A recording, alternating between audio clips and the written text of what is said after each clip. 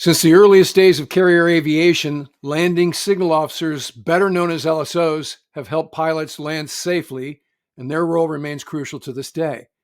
As an LSO, John, callsign Bug Roach, has been referred to as a hero, a legend, and the best in a group of bests. Bug flew F-8 Crusaders and F-14 Tomcats. He made 11 deployments in 23 years, logging over 5,000 hours of flight time, over 1,000 carrier landings, and over 250 combat missions spanning 2 wars, Vietnam and Desert Storm. Bug waved 130,000 carrier approaches, more than any other LSO in the Navy. He made 4 separate CAG LSO tours. In addition, he was recalled on 2 other occasions as a ready alert CAG LSO due to his expertise. During his tenure as CAG LSO, he waved without any losses 10 barricade arrestments, 20 single-engine approaches, 5 aircraft missing main landing gear, 2 A4s with major battle damage, the first ever S-3 with an unlocked wing, and a night handheld radio PRC-90 talkdown of 6 aircraft with no meatball and with the flight deck illuminated by the headlights of flight deck tractors, following a total engineering casualty on the aircraft carrier. There was one pass in particular that illustrates what made Bug the GOAT. During a pitching deck night recovery aboard the USS Ranger CV-61 on March 9, 1987, a Marine Corps A-6E had a hard landing that caused the right wheel to come off as the airplane bounced over the wires and bolted.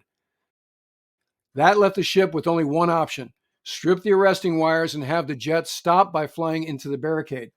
Fortunately for the pilot, Captain Rand Atlas McNally and his bombardier navigator, they had Bug on the LSO platform.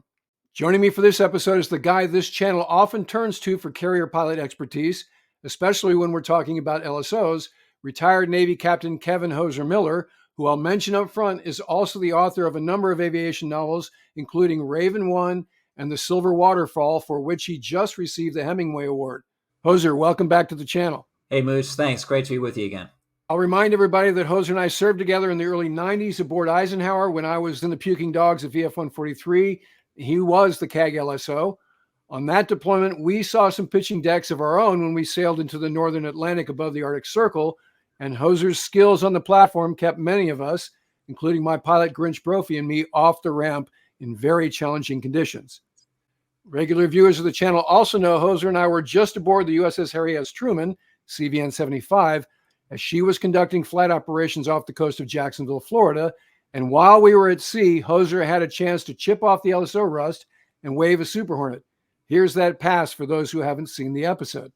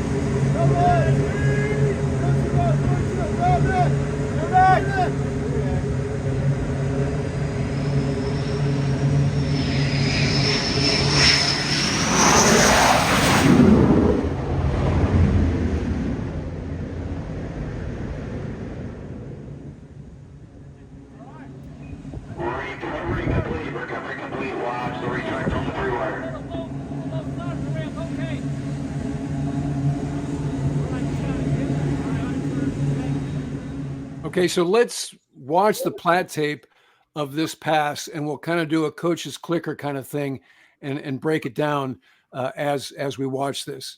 Listen carefully, do everything I tell you, and we'll fly you through the other side where you can see it again, and then you won't have any trouble. Just fly that ball.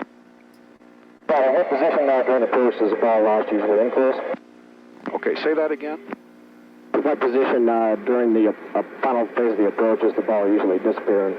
Okay, it's right in close to at the ramp is where it'll disappear to you. Okay, so Hozer, he's talking about at some point in the approach, because of the port barricade stanchion, he will not be able to see the ball. So is that a long period of time, or is it just briefly? How does that go? It's a brief period of time, a second or two, which I would think would be an eternity if you're in that aircraft. But it is a short period of time. My other thought about this, we pick up this exchange, and this is where Bug is saying, okay, just fly the ball, and I think he is at the end of the LSO barricade checklist. I mean, there's several items. My sense is he just got to the end, and in this tape we hear the last bit about flying the ball and losing it in close to the ramp because of the barricade stanchion. So the other thing to note at this point in the conversation, the A6 is still turning downwind, not fuel critical. So they have some time to get everybody calmed down. And this is why Bug is able to do such a comprehensive brief. His bedside manner is classic. You'll hear nothing but calm in his voice throughout.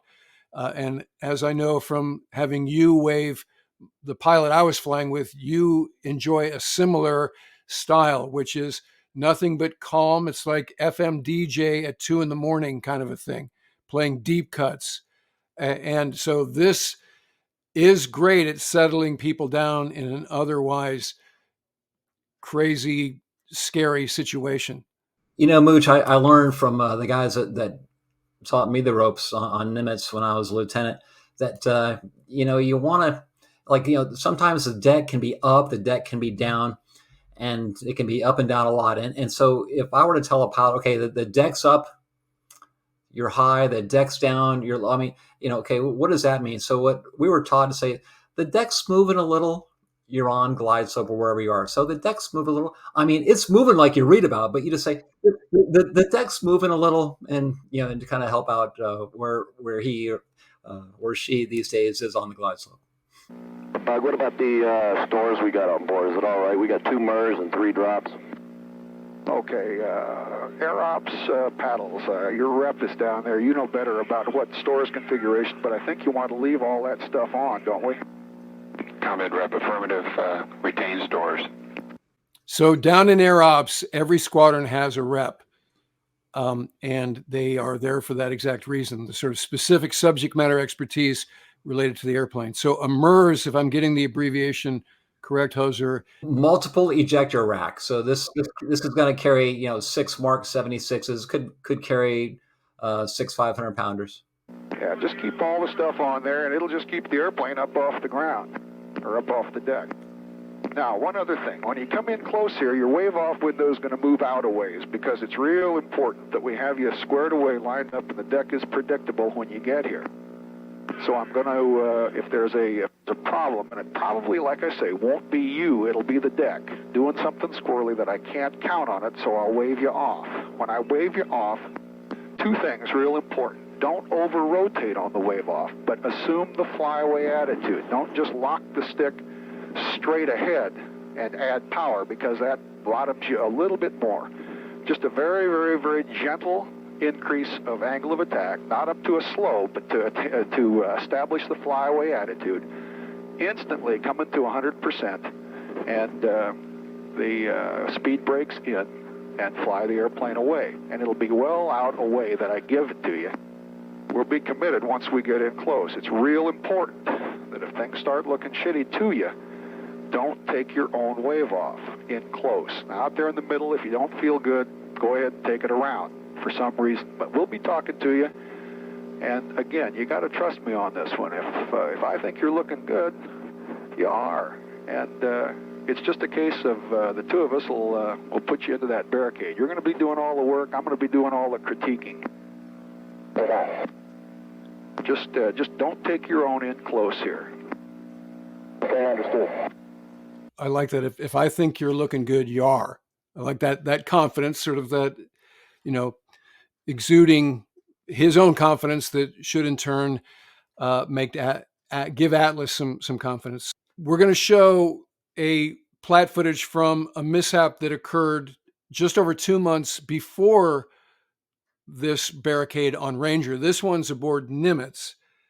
And Hozer, you happened to be aboard. In fact, you guys had just relieved us on Kennedy, and this was the same EA3 det that had been aboard with us. So what folks should know is back in those days when you would in-chop the med as an East Coast air wing aboard an East Coast carrier, you would take aboard a couple of EA3s that did the passive intel mission. This was the same det that we had, and there were a lot of things in the turnover that were left sort of un-QA'd, let's just say. Talk to us a little bit about this mishap. Yeah, Mooch, January 1987, and we are in the middle of the Med. We're north of the Gulf of Sidra. We're, as I recall, 240 miles from Sigonella. A black night, ship's moving a little, and this whale. I was in the ready room. We were watching the movie. I think it was probably 16 Candles, something like that. And so, but the Platt is always on in the corner. So the whale comes in, we kind of watch it out of the corner of our eye, and it bolters, and we're cracking up. And a few minutes later, the whale comes back and bolters again, and we're just cracking up laughing. I mean, it's just, when this big giant airplane, bounces on deck and off the end. What a sight to behold. Then it came back, and it had a very long and dangerous bolter. And we turned the movie off. We knew that this pilot was in trouble. And so we listened on the Plaid in the ready room to the drama, to trying to tank him, and then to configure the flight deck barricade for him. I think you're going to show the mishap pass here.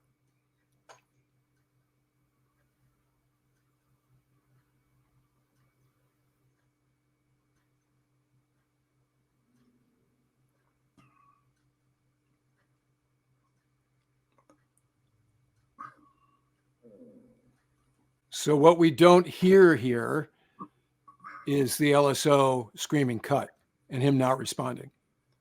This, for our discussion of the A6, this is an example of if you take a wave off in close on your own, you're going to hit that top loading strap, either your gear, maybe your hook, and you're going to be thrown back down on deck. And this, I've seen this video dozens and dozens of times over the years, and it is always hard to watch.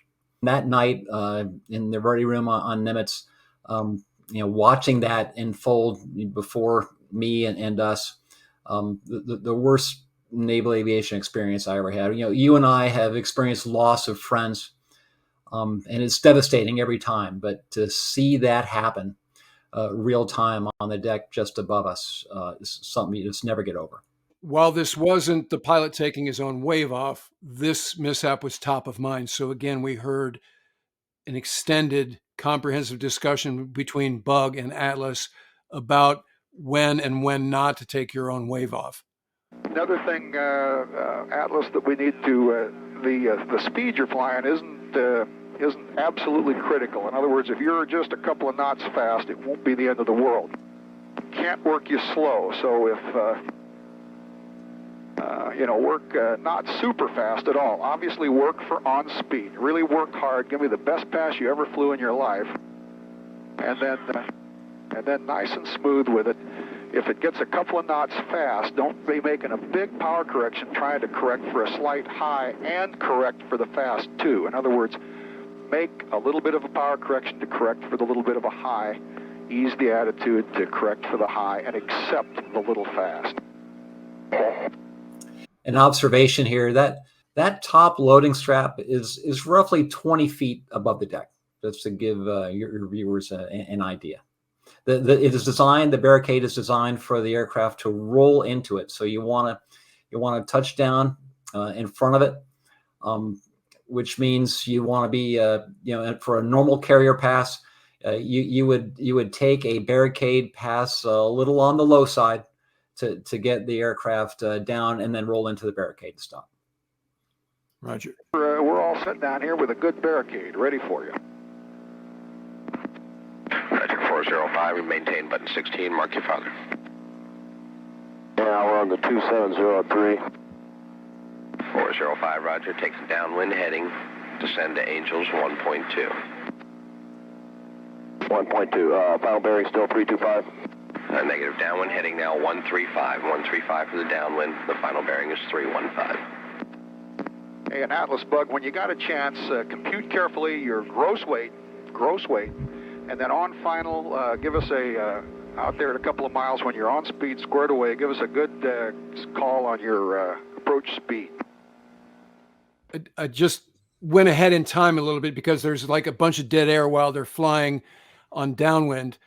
So now we're picking it up with they're about to turn to BRC. A couple of things to point out with the previous comms. You hear the CATC controllers say, just stay on button 16. So that reduces pilot workload. They don't have to switch up button 15 on final. So just keep them on one freak. Never mind that he's got an NFO, a BN with him that could switch the radios. So that's one thing. And then this is a minor nit. The pilot asks what the BRC is, and he gives him what his heading instruction is, and then tells him what the BRC is. So, it could induce some confusion.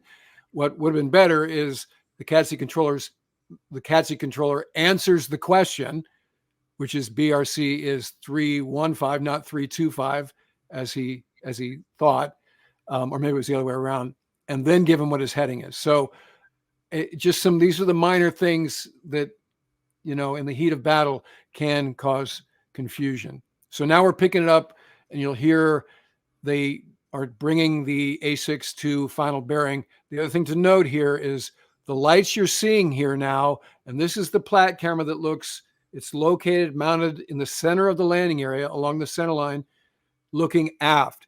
So what you're seeing there, those two lights at the bottom of the view, are the mast lights of a destroyer that's behind Ranger doing what's called plane guard. So you can see how much the deck is moving here. That combatant is typically every night is placed about 3 miles aft, just offset to the right of the ship's course a little, and that aids us LSOs on a black night with the horizon. We can see that combatant, see the position, the masthead lights and running lights of the ship. And it's okay. So there's the horizon. Bug is probably working the MOVLess this whole time. This is a manually operated visual landing aid system. I mean, the deck is moving so much that the ball is stabilized, but it's not that stabilized. I'll be talking to you a lot about nose attitude, calling you for a little attitude, calling you to ease the attitude maybe, again, depending on how the approach goes. Listen up real carefully and just make nice, smooth corrections with the nose. So there you see the light at the top 05, left to the final bearing is the tanker, and the light off to the right is the aircraft hooking to final. The tanker, having flown them in my A7 days, what the recovery tanker is trying to do is set himself up at the 2 o'clock of the aircraft when the aircraft comes off on a bolter, foul deck, wave off, whatever. If the aircraft does not get aboard, it needs to go to the tanker. The tanker is right there at his 2 o'clock on bearing line, and the aircraft would clean up and climb typically to 2,000 feet and then be on bearing line and get a very quick rendezvous. So that's what's happening here. Ken, give me your approach speed. Approach speed 120, gross weight 33.7. I do that. 05 lock on 3.5 miles, mode 3 approach. Okay, so what's a mode 3 versus the other modes, Hozer? Approach controller is going to talk to you the whole way down. You also have your spin 42 precision needles and spin 41 non-precision needles in the cockpit to help you. So he's flying glide slope and azimuth. So you want to be on and on, keep those things centered, right? So that's beautiful when the deck is moving, because just center your needles and don't worry about deck movement until you get to 3/4 of a mile. That is correct. And you can see the ship at 3 miles on a night like this. You might see it Dutch roll. You can say, okay, look, I'm lined up left, right, high or low. But just as you said, those precision needles are they're stabilized as much as they can be in these conditions. And so fly your needles, ignore what the ship's doing until, yes, you get at 3/4 mile, and now you're looking outside. The runway is moving. As you just said, Dutch roll. So what that means is your lineup changes wildly as the carrier is yawing around, not to mention moving up and down. So again, if you're looking at the landing area, you would think, oh, I'm wind up way left and now I'm okay, and now I'm wind up way right. None of that is your concern at range. So if you're at 4 miles, 2 miles even, mile and a half, just fly your needles. And another thing that's happening here is you talk about the ship is moving. It is moving through the water, and the bridge team, under the guidance of the captain, they are working as hard as they can to put the winds right down the angle. And the winds shift. They shift a little, 5 degrees, 10 degrees. And so the bridge team is always chasing them. They're doing the best they can. My understanding is that when the aircraft is roughly at a mile, someone will sing out, 1 mile, and then no more heading changes for the deck. You got what you got. Left to course. So again, that voice is the CATSI controller down in Air Ops. You're 3 miles now. Maintain your altitude. I'll call your approach to glide path. And I think it's a rule they have to have like cool accents, like Midwestern or, Southern accents like that.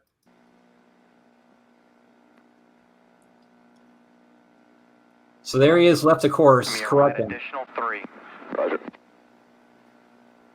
Info 5, confirm 33.7 as you grows. Confirm. Okay. 5 left 5 now. Approaching glide path. Begin descent. Left an additional 2. Slightly right of course, you're through the center line. Slightly below glide path. The CATSI controllers are amazing. They can see it before the pilot. Atlas, I won't be giving you cut lights. I'll just be giving it to you verbally. I don't want you responding to a big flash on the mirror and think they're wave off. So just the cut verbally. In this case, Bug is over communicating to make sure that everybody's on the same page. Their expectations are set plenty clear. Again, that's what made him one of the greats. Okay, you're above glide path now. You're slightly right of course. Left 2. Coming down. On glide path. Going below now, slightly below glide path. Right there, he's right on, CATSI. He's right on right there. That's where I want him. Coming up. On glide path. Going above now, slightly above. Coming down. On glide path 1 mile. You're very slightly right of course. Going below, slightly below glide path. 405, call the ball. You're slightly below glide path. Hold just a little bit low, right up in the center. Paddles contact, 30 knots of wind, 10 starboard. Still holding a little bit low, just a little power on. Okay, so the airplane never calls the ball. Okay, so Bug says paddles contact. What does that mean? That means the LSO is now taken control of the pass. I've got you. A ball call may have been made, but got stepped on. I'm thinking as I'm listening to that transmission. Okay. But anyway, so Bug is paddles contact, and he's talking to him. If at any point the pilot couldn't see the ball, he'd sing out Clara, and that would help the LSO to get him where he needs to be. But he's not saying that, so I'd be confident that I've got control and he can hear me. So there's such a thing as talking too much, right? As an LSO. So how do you find that meter? How do you strive to get a balance where you're giving them just enough information, but not saturating them? Great question. And early in the past, where we are now, an advisory call, you're high, and so allow the pilot to make a correction for that. In close at the ramp, it's going to be imperative calls, come left, power, things of that nature. So let's take a listen and see how the meter increases as Atlas gets closer. There you go. A little more power on. Looking good. The deck steadied out a little bit. Looking real good. Keep the scan going. Little power on. Little more power. Little more power. Just a little. Cut, cut, cut, cut, cut, cut, cut. Drop your nose. Drop your nose. Stay with it, stay with it, stay with it, stay with it. Stay with it, you're good. Beautiful. So stay with it, meaning do not eject. So that would have been their sort of fear, is that they thought they were going to tumble over, the wing could break, and the airplane would cartwheel. The thing about ejecting through the straps of a barricade is that might not go so well. And so good call. Again, stay with it, meaning nobody touch nothing. And then you heard, I guess it was probably the Airbus at the end there, one more, stay with it. Atlas was working the low ball there, and Bug is talking to him, and sure, in this pass you want to, as we say, lip lock him, talk him the whole way down. Another terrific call from him though. Drop your nose. That's great. And you can see, we're looking at the lights, and then right at the last, you see the the illuminated A6 nose, and drops the nose, gets it under the top loading strap. The other thing, and this is very apparent in the A3 pass, if we had audio, when you hear cut, cut, cut, the engines never roll back. Now, in this case, listen, because as you hear the cut, it takes a potato for the engines to start coming back. A little more Listen. power, just a little. Cut, cut, cut, cut, cut, cut, cut. Drop your Listen nose, now. drop your nose. Yeah. Right? Yeah. So you have the Stay LSO with has it, to stay with anticipate it, the stay reaction with it. time. Stay with it, you're good. Beautiful. Yes. Also, it takes a little while to turn the externals off, obviously. High PRF. Okay. K411, get your hose in and single bingo. Okay, so that was the recovery tanker. They're telling him now, you go to the beach. Hey, Bug, Bold One, you are superb. That's great. Whoever Bold One is, I'm thinking it's the Admiral. Or the carrier CO, yes. Yeah. So that's just a cool coda on this whole thing. The epilogue to this heroic action by Bug and Atlas is tragic in that both were killed in military jet crashes. Atlas was killed in early April of '94 while attempting to land at NAS Alameda along with his BN. And Bug was killed on October 2nd, 1991, while flying as Bandit 31 with VF-126, the aggressor squadron, based at Miramar. His A4 Echo suffered an engine failure, forcing him to eject over the Pacific off of San Diego. Bug's last words were, "What a lousy day. Well, I got to get out of here. I'll see you guys." His wingman, Dude Holden, never saw a shoot. Both the award for LSO of the Year and the always standing room only reception during the Taylor Convention are named in Bug's honor. And the entrance to the U.S. Navy's LSO school at NAS Oceana prominently features a classic Bug quote, "Be one with the ball." Yeah, Bug was on his own program, to be sure, but I've met more than one CAG LSO who said, if I could be an LSO for 20 years, I would. Yeah, that's the other thing. I mean, the career path was very unorthodox, certainly by modern standards, in that he basically just kept flying. When you say 4 CAG LSO tours, that's not a thing anymore. 2 is unheard of. Yeah, 2 is unheard of, right? And you wouldn't make 04, not to mention 05, if that's what you thought you were going to do. So a different era. When you also say 11 deployments in 23 years, that's like 2x the number that a nominal career would have during that time. Yes. So he was an operator. He loved flying. He loved combat. He loved the business of naval aviation, and he loved being around aviators. And as a function of that, he was able to save lives and keep airplanes from hitting the ramp. So Hozer, thanks again for joining me for this episode. It's always great to have you on the channel. Once again, everybody, if you have not read Hozer's body of work, including the Silver Waterfall and the Raven 1 series, I entreat you to check it out. These are among the best military aviation novels ever written. So check it out. I'll have the link to his Amazon page in the episode description. And Hozer, I am overdue for a trip to Pensacola. We need to go to the QB-O Club recreation there and do an episode and hang out with our good friend Sterling. So I look forward to doing that before too long. Hey, thanks, Mooch. Always great to be with you. And we look forward to your next trip down to Pensacola. All right, that'll do it for this episode. If you're not already a subscriber, become one so you don't miss anything going forward. And in the meantime, I look forward to talking to you again very soon.